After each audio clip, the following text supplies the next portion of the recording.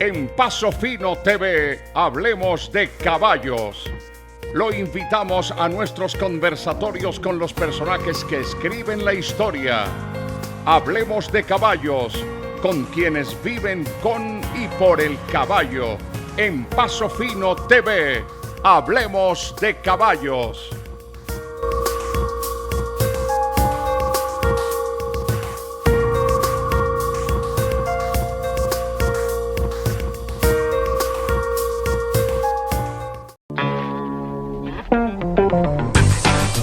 Criadero La Marquesa. Genética superior. Dulce sueño de Lusitano. Reproductor con el mejor promedio en la historia del Paso Fino. Hijos. Arcángel. Paz de sueño. Dulcinea de Hierbabuena. Promesa de sol. Dulzura del camino. Hechizo de luna. Dulce sueño es prestigio. Criadero La Marquesa. Genética superior.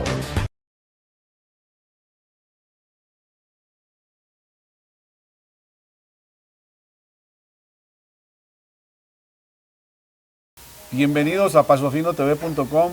Acá en Hablando de Caballos tenemos un invitado súper especial.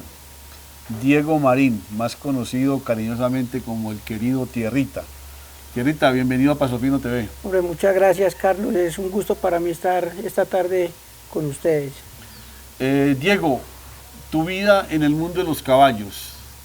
Tú eres un personaje que todos los del gremio te vemos feria tras feria, un hombre arrendador, un hombre que le ha dedicado su vida al cuido y al manejo de los caballos.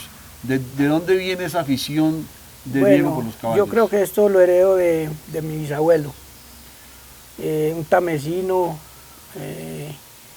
que le gustaban mucho los caballos. Y luego dejo mis estudios muy temprano por el amor a esto. Empecé por ahí de unos 13 años con don Fabio Ochoa Restrepo en el criadero San Javier. Ahí tomo mis inicios, empiezo a arrendar caballos con un señor que se llama, afortunadamente vive, Miguel Vélez. A él le debo mucho de lo que aprendí en mis inicios de la doma de un caballo.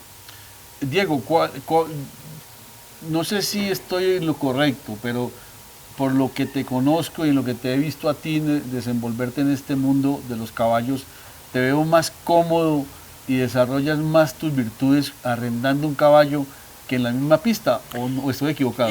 Gustándome mucho ambas cosas, pero me siento como pez en el agua arrendando. Sí. Sí, yo creo que tengo mucha paciencia y me gusta mucho el coger un potro cerrero y llevarlo hasta el freno.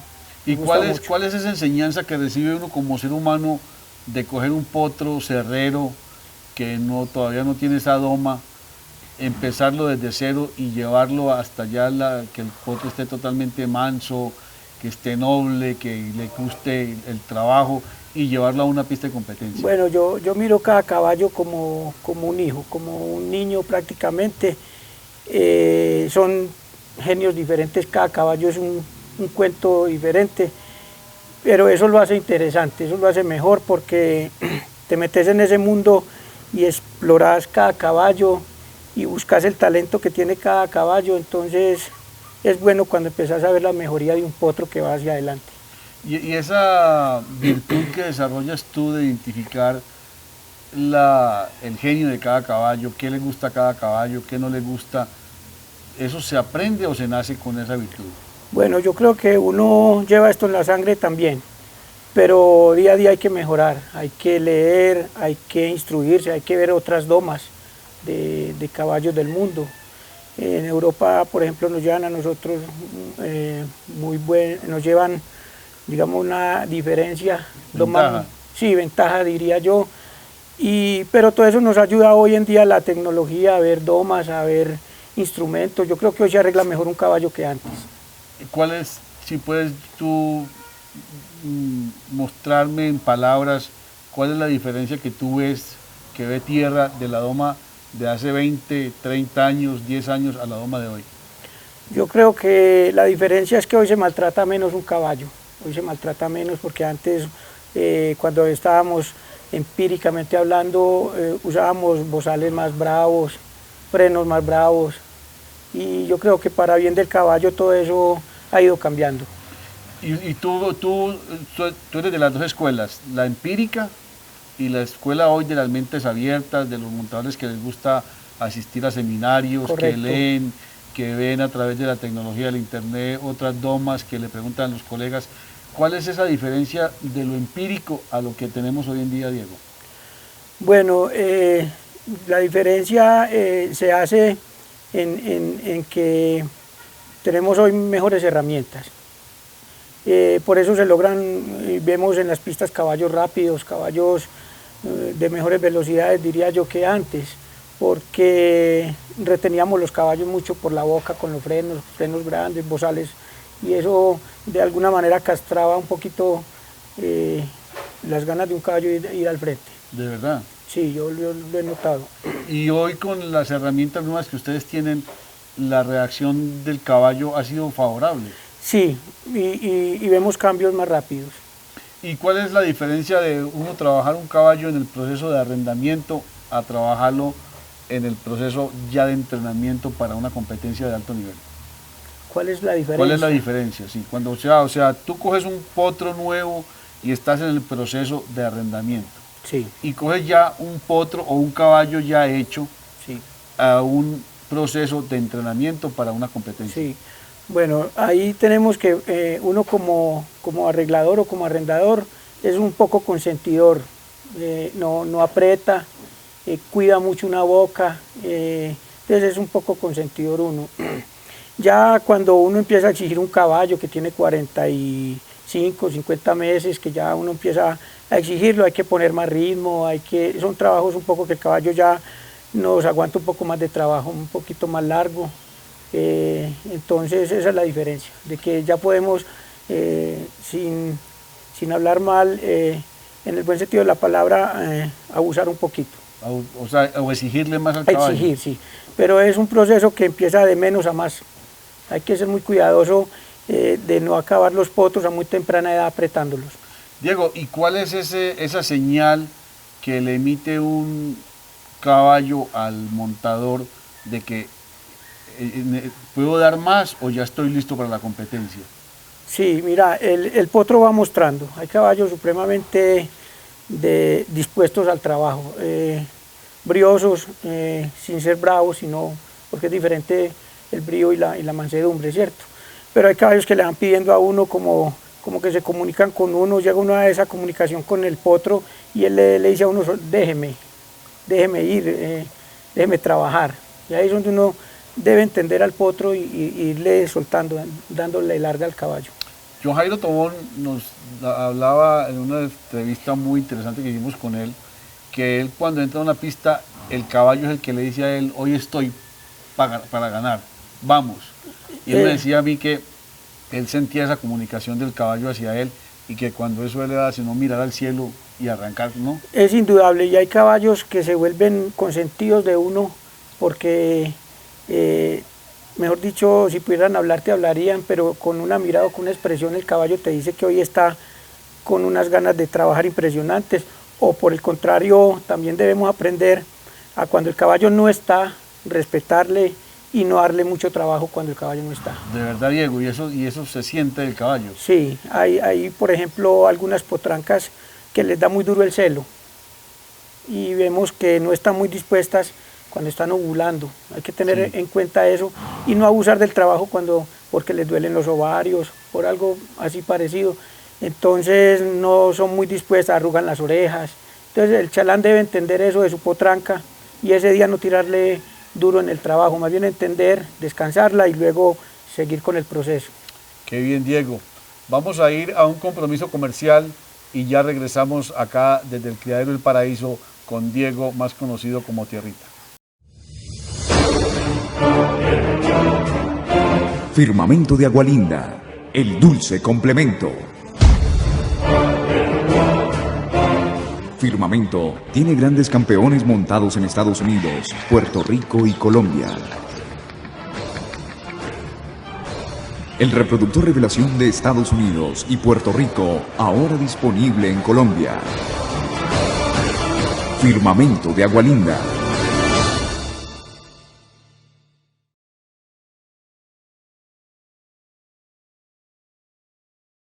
Seguimos acá desde el Criadero del Paraíso disfrutando un excelente tinto que nos ha preparado Tierrita, al cual agradecemos mucho esta hospitalidad. Bueno, Diego, en toda esta experiencia que tú llevas, ¿cuál ha sido el caballo que más te ha marcado tu carrera o tu vida? Bueno, es indudable que donde el señor Hugo Pineda, alguna vez monté una yegua que se llama La Invencible de Los Ángeles. La hija de Tormento de la Virginia, en la Torcoroma, la hija de Es correcto, una potranca supremamente briosa, de esas que uno se encuentra poco en el transcurso del montar a caballo. Era una potranca poco difícil, de un temperamento tremendo, pero en los andares es una yegua inolvidable.